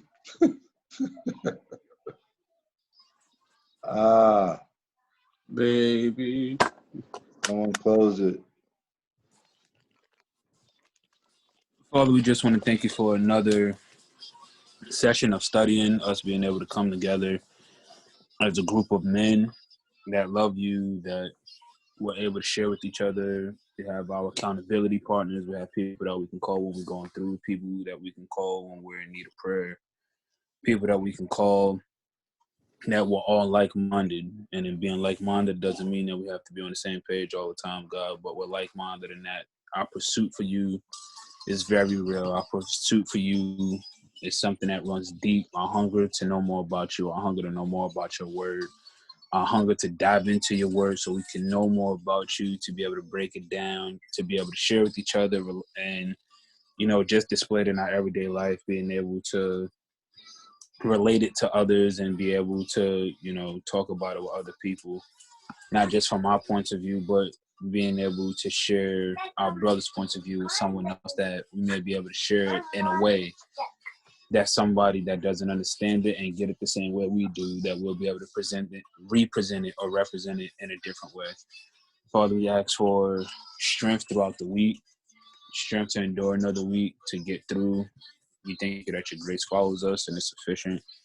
As we enter into First Kings, chapters 1, 2, and 3, we ask that you help our eyes be open, help us to see things that we may not have seen, or realize things that we may not have realized our first time through. We're relying on you to help us, and that we continue to dig further and further and let the growth take hold. We thank you. We love you. We give you honor and glory. In Jesus' name, amen. Mm-hmm. Mm-hmm. Okay. Yeah, it fell. I had to pick it back up. How about them Cowboys? I'm about to hang up. Yeah, fair. Now hold on. No, I I'm will not be a a part of this Cowgirls conversation. fan. I'm not a Cowgirls fan. Sound like it. Nah. Hey, bump that. Listen, I'm still mad the way we played last night. don't be mad, man. It's okay. How about them Lakers? We're going to get days off. They look We're going good. to get days off. That was better for you, Chris? They look good. After y'all said. Or you a We'll get Lakers days off. fan now, too? Hey, how about them? Hey, do me a favor and mute them two. Mute them niggas. Right now. First off, why I gotta be a Mute nigga? both of them. Hey, don't worry about it. Don't worry about it. Ain't nobody say Davon was a nigga. Nah. You said them two niggas. Hey, I look at it this way. There's 5 black people The on the New York Rockets and the Houston Knickerbockers, If you both join each other, you still won't beat us. How about this? I'm not even a Knicks First fan. of all, ain't nobody on the Knicks, so it don't matter. I'm not even a Knicks fan. You got Juju. You got Juju there. He's not I enough. forgot. I'm not a Knicks fan. Oh, you're not a Knicks fan. He ain't never gonna get the ball with Harden running the point. He just likes the Knicks. He's not a fan. He just likes them. Yo, I don't understand what's wrong with you, dude. Yo, that's what you told me. Are you a Knick? Maybe you're not a Knicks fan. You're just a Knick. I'm not a Knicks fan. I like a player. I like players.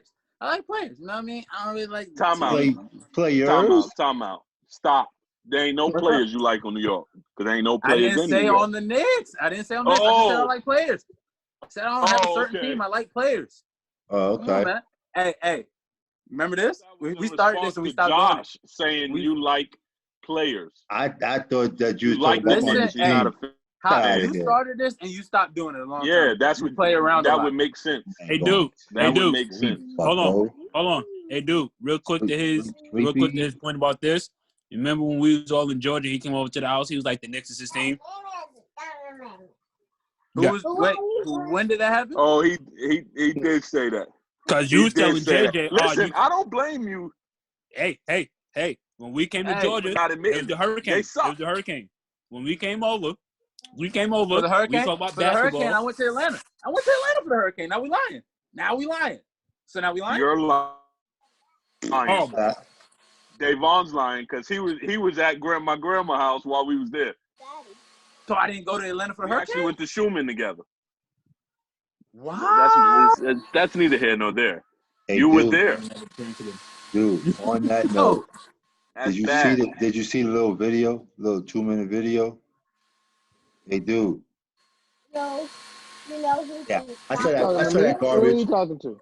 I saw that garbage message that I received. Hey.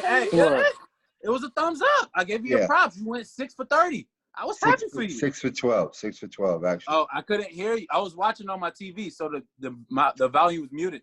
Couldn't really hear. I did see. Oh, he sent a video. Let me see. Couple misses. He out here missing. Let me see, man. He doesn't pay attention to the chat.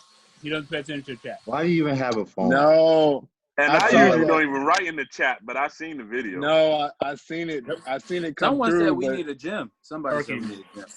No, I seen it come through, but Ezra, his phone is janky, so I was like, I don't feel like downloading the video. It don't come across right. What am I talking about?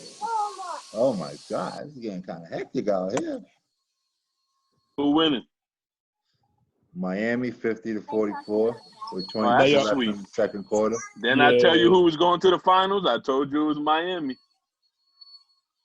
What's Jimmy Buckets doing? That's the real question. Trying to get one win. Jimmy chilling right now. Jimmy Bucket's chilling right now.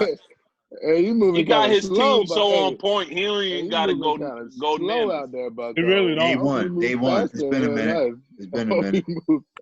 Faster in real life. Oh boy, you missing a lot Heat of out shots. There playing like them niggas got a chip on their shoulder. Did you see that video I sent you? Them drills were so tough, yo. Oh my God. Basketball drills? Oh my God. You said Instagram. Dude, you missing a lot of shots out here, man. It's 6 for 12. How I missed a lot of shots. Cuzzo, I'm gonna send the video to Bob. When I tell you I didn't even know that page existed. What page? The one I sent? Yes, I didn't even know that page existed. Them drills 2 and 3 was so freaking tough. Oh my God. I like the first drill because that's a move I use. I like the first one, but I'm not really somebody that, like, if I'm driving, I know I'm quicker than most people, so I'm just going to get by you. So I don't really think to drop, fake, and then go again. But the other one, nigga, especially the black dude, buddy said, swoop, drop back, come, and then drove and pulled up. I was like, I almost punched him. Dude, I hope you got to work out some more, because if you bring that to the gym, Bucko. No, not getting anymore. Can't junkie. No, dude. Don't worry about it. Y'all get my video. No, dude. What happened? What? So I'm looking. Miha sent me a message. Steph sent me a message. She said, Stinky needs to go. So she responded to my story and said, Stinky needs to go. Talk about Chip. Talk about Chip. You know what's crazy though? When What's I was up? telling your mother about me posting on my story, she was like, "Has anybody invited Chip?" And I said, "I haven't personally, but I don't know if anybody else has." Nah, I haven't. I haven't. personally haven't, but I don't think even if I was extending your Chip, you should get on the phone with us. I feel like Chip gonna be like, "Nah, man, I'm not doing it." I'll be calling us gay or something. That niggas out there You group use that hugging. word a lot. That niggas out there group hugging. That's what y'all be doing. I ain't doing that. I just feel like Chip is gonna say no. So I've never really just was like, "Yo, Chip, you should." Why you never asked him, man? No reason, honestly. I actually. Oh, okay. What happened? It's that James like, why you never asked him? That's No not reason. me laughing. Oh, okay. It's like the way I was not asking because. Oh, I thought the way you said, "Oh, okay," was like, "Oh, okay, great." My bad. That's my fault. Nah, honestly, I just haven't asked him. What's up? What? Yeah. Cammy Junkie. No, the answer's no. Nah, I just haven't asked him. No real reason. I care nothing about your hand on your hip. Get on my face. You want your face looked out here? That first move, E, that joint is tough. I don't know what you sent it to. I'm about to send it to the group right now. Did you send it says you seen it from True Baller Training. In the True chat? Ball Training. Okay, I'm looking at it now. I was about to say, it's the first video. Hmm? I want to see the new dance. What's the dance? Hold on a minute. Dance, eat. What happened to that one? Was 9 + 1 bigger 9? Bigger 9. Yeah, that True Ball TV training joint was. Buddy, drop, hit the step back, beyond the arc, knockdown. This tricolor is tough. The tricolor. The travel? That's not a travel. It's slow though. Oh. What's the biggest ball? I just sent it to Bob, so dude and Chris, y'all should be able to see it. Ooh, I like that spin move. Yeah, you talking about Buddy with the gray shirt? Oh, spin move, crossover, step back. All right, y'all. Yeah, that joint is tough. All right, dude. All right. Hop. All right. Pop, beat. All right. That man was ready to get up and eat, boy. He was ready. Chris about to go to sleep. He's gone already. You ain't going to. Well, yeah, I didn't even know that page existed because like when I messaged you and said I'm following them, I literally like as soon as I sent that message, I went back to the page and followed it. I was like, yo, I had to follow that page. That joint is. I don't even know. I think he found the ball of his life. Nah, with the True Balling or something like that. True ball training.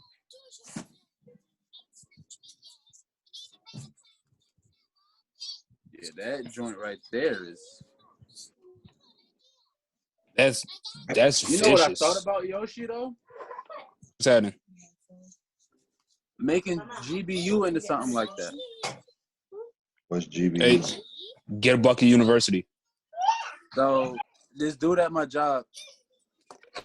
He straight looked away from it.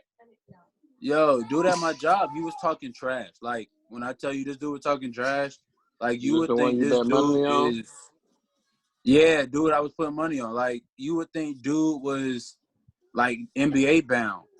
So I told him I'll spot him 5 points and put 100 on him that I'll beat him. And he walked away from me. So then he came back talking trash. I was like, dude, you don't want this. I graduated from GBU. GBU? Yeah, I graduated from Get a Bucket University. You don't want this.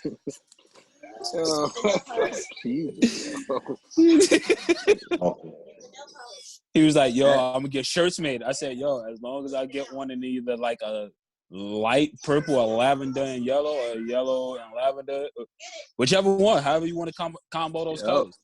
He said I would get alumni put on the back too. I said, bet. Alumni Just across the let me top know of the what back of the shirt, and either GBU or Get a Bucket University on the front of the shirt. The lotion. Here, take this, mommy. But you said what, Ezra?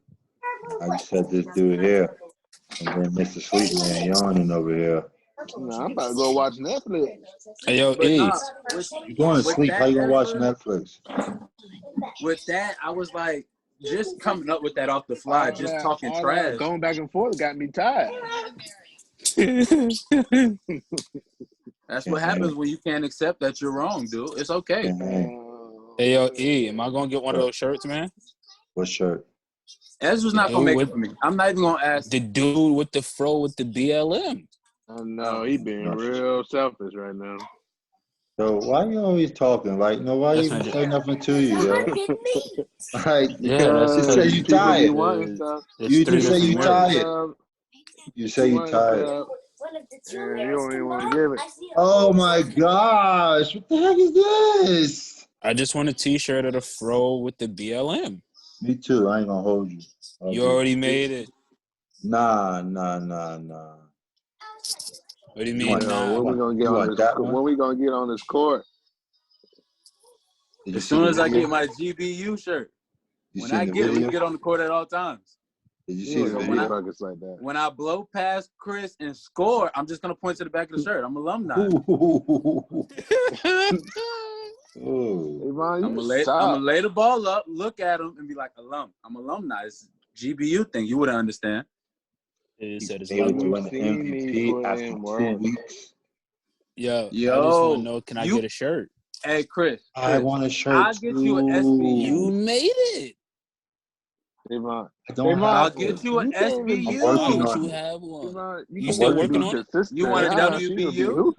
Can you throw one in there for me since you're working on it, so you're gonna end up making it? You want me to throw it in where? Nah, can you make one for me and then I'll give you the You just asked me to throw something in there for you. Nah. Can you when you make the shirt, because you said you're in the process of making it, when you finish and you start making them, can you slide my order in there since you already be putting it together? I'm making one shirt. What are you talking about making them? Why can't you just make two and send one to me? You just said making them. But you said you're in the process of making it. Okay, so you're making one shirt. Can you make another one? Come on, don't be like that. You just getting ready to try to check your head like, hey, I don't know. Don't do this to me. Chris, you want a WBU shirt? Women Bucket University? No, Waterboy University. That's tough. Or SBU. Sat on the bench University. Yo, Sat on the bench University. I heard they're giving out scholarships. PU. You said what? PU. That man at your neck, man. Pine University. Pine University. That nigga said Pine University. When I got to Georgia, that's all I heard. Boy, you ride the pine. Nigga, what is riding the pine? What the freak are you niggas talking about? You ride the bench. Nigga, they say you ride the bench. You talking about ride the pine, nigga. I was so confused. Want me to send you a video of round 2? Day 2? I'll send you a video. You need something, because that first video. I might get out there tomorrow, actually. Can you make a second one of the shirt? Man, Caddy. And mail it to me. Yo, I don't even have no Addy. I don't know anything. I don't understand. Hey, you don't have an Addy? I'm going to send it to you right now. Don't worry about it. Can you send me one there? Because you have my address. You know what size shirt I wear? I don't know what size all of that. I don't know what's. So now, we lying on the day that we study. This is ridiculous, yo. I have your Addy? Oh, I have your Addy. I live at your mother's house. I don't have your Addy. This nigga's retarded, yo. Nigga needs help. You got it. I know you got it. You got it. Yo. Now. Hey. Coach Shanahan says backup quarterback is Nick Mullins. Is ready to go. What's up? 7 o'clock. What's happening at 7? 150. 7 o'clock on the dot. He's tired. Every morning. 7 o'clock, 150 push-ups. That's where you at? Yeah. I gotta get back to exercising. Next three of us. Oh, man, lying. I ain't doing no 150 push-ups. My bike work has been on it. Like this joint. I need to get me a bike. I think that's what I'm gonna go do tomorrow. I'm gonna go get me a bike. It's killing me, yo. Oh, you got money. I was about to ask you for a loan. To be honest with you. You the one on Hey, tour. You making big bucks. Yo, when are you going back to your home front, yo? Oh man, what's the problem? All right, I'm tired. You on tour. You making big bucks right now, dude. Let me hold like. Hey, you got the address? I know you got the address. Groin, Hit me one of these. Hit me one of these. Hey, I need you to hit me one of these. This man's groin and Achilles is bad. How you have both? That's Nick. Oh, that's my guy. That's my guy, Eli. Eli. Midget. Eli. Who's that? Isn't that him next to you or no? Nah, that's the missus next to me. Yeah, that's the missus. Oh, hold on. Now she can hear you. Nish. Really, dude, the cover thing, that's Hyder's move. Like, I don't understand that move. You were saying, what's up? But easy. Eli, hi. What's up with the face, dude? Nothing. Oh, okay. The time. But that's why he's getting ready to go to sleep in a few. He's not trying to go to sleep. That's the problem. Night night. Hey, go Mimi. Hey, not Mimi. I never forget that. Go Mimi. I never forget that episode with James. Go Mimi. Never forget that with James. Bro. That dude was. That's Davon. Yo, Davon started that. That was Davon's. Go Mimi. First time I heard James is when JJ was a baby, and JJ was just up. James was sitting there, go Mimi! And James fell asleep just like that, on one arm like this, holding the top part of the bed, and fell asleep with JJ in his arms. It was just. That was Davon's joint right there. Go Mimi. I started that, dude. Because the lady up the block that used to babysit you, she was Spanish. And that was her thing. Go Mimi. Oh, excuse me. Oh, sleepy. That kid. Get this book rock. Dude. What do you want? What do you want? Sleepy. What do you want? I'm about to get off. Yo, E, you got the address. I know you do. It's on. I'm not looking at my phone. What's up, Scrub? I know you got it, though. What's up? What's up, dude? I'm not looking at my phone, so I can't verify. But I know you got it. I cannot verify, nor can I deny whether I have your Addy or not. I know you have it. Okay. I sent you the picture of the knives. You got those. You sent me a picture of the knives? Okay. Yeah, so I know you got that text. Okay. Well, that means it's somewhere in the airwaves. Whether it has landed at my phone, I cannot confirm nor can I deny. Dude, what do you want? Yoshi, you see, that's why I'm not going to ask him to make my GBU shirts, because I'm going to have to go through exactly what you're going through. Your mother makes stuff. See what I mean? Why you ever see how selfish that is, yo? What do you mean? Yo, in his defense, I understand. In his defense, you understand. Yo, your mom makes them. Your mom was doing it before I was. I know, and she didn't make it for me then. I don't know why not. You should feel a way about that. You shouldn't feel a way about me. You should feel a way about that. I should feel I felt the way when my uncle was the only person in the family who makes male clothing, and he wouldn't make me no clothes. I had to personally steal some out of his closet. That's the problem. You're stealing. So why I would had to steal some too. Trust me, I had to steal some. Why would anybody trust a thief? You don't trust thieves. They steal. If that's the case, I don't know why we trust each other, because we all some thieves. I'm not a thief. Wow, so now I'm a thief? I'm not. You just say you stole. You ain't hit James for some sneakers? I didn't steal. No, sir. Still got my sunglasses. I don't know where. I don't have your sunglasses, actually, so that's another lie. You've been lying a lot. I don't know where my glasses at. He hit James for a lick for a few pairs of sneakers. He was I did not hit Hot for a lick for anything. First of all, First So of you all, ain't got my glasses. I don't have your glasses. I just said that. You want me to keep saying the same thing? Let me go see your car. Let me go see your car. Go ahead. Let me go see. Go see my car. Go show me. Let me see. No. You said you're gonna go see my car. Go see my car. Yeah, you gonna show me. Go show me. I'm not getting up. If I get up, I'm going to the kitchen. Going to the kitchen. My car is not in the kitchen. Like I was saying, I drove 5, 6, however many hours it was from Georgia to Florida to go pick up some items. Pop said, yo, so when I was picking up the items, I looked at some things. Okay. Hey, Hop, can I get those? I don't have those. Hop, can I get those? I don't have those. So you telling me if I find them, I could have them? Yeah, because I don't have. Enough said. Nigga said you're not gonna miss them when they gone. I don't have them. If Okay, you clearly say don't, less. if you say you don't have them, don't worry. You won't have them as soon as we stop this car. when we got back to the house, I went in the truck. You see these? Thank you. You say you didn't have them. Clearly, you didn't want them. So that's not. He stole them. That would have sounded like to me. He told me he didn't have them, so there was no stealing. So we wasn't out there stealing water and juice at Dino Town? Chex Mix? I don't remember that. I don't remember that either. Look, Daddy. So if I tell you right now I don't have $5 and you go and take $5 from me, that's not stealing? No, if you don't have it, then you're just confirming that it belongs in my pocket. And I'm helping you. I'm helping you with your statement. You won't have it if I come get it. No. Yoshi, you getting online? I'm done That's talking not to this. stealing.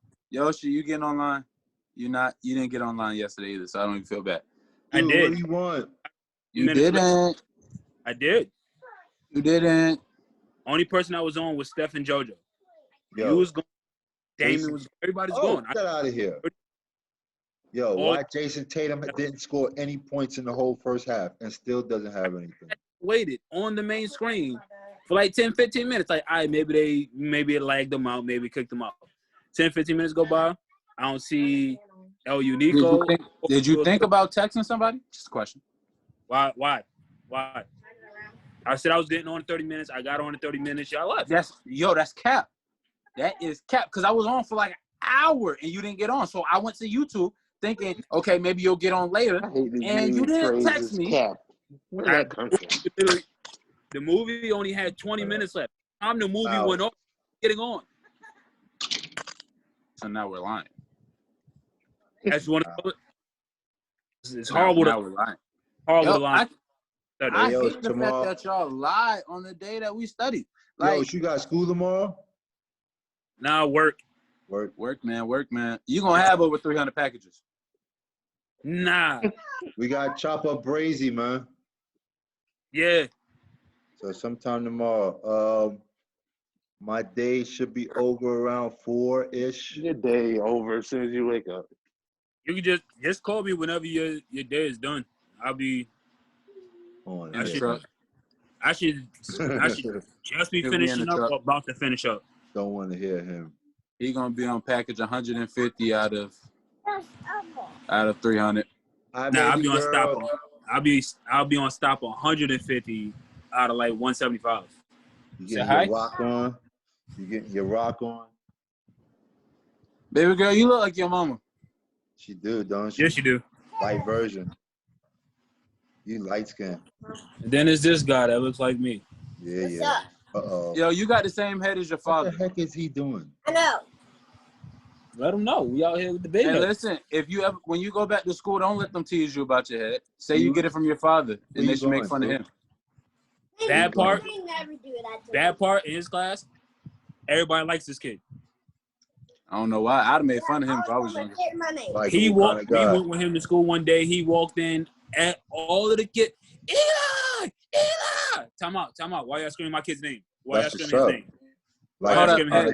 Put Eli on the phone, sir. Put Eli on the phone. Eli, take the phone because I don't need your dad hearing this conversation. The likable kind of guy. Fine. Hey, turn it. Hey, turn it. I'm Just out, turn the yo. phone. Let me see Eli. Yo, she's not see. gonna allow it to happen until he's 18. She can't date until she's 70.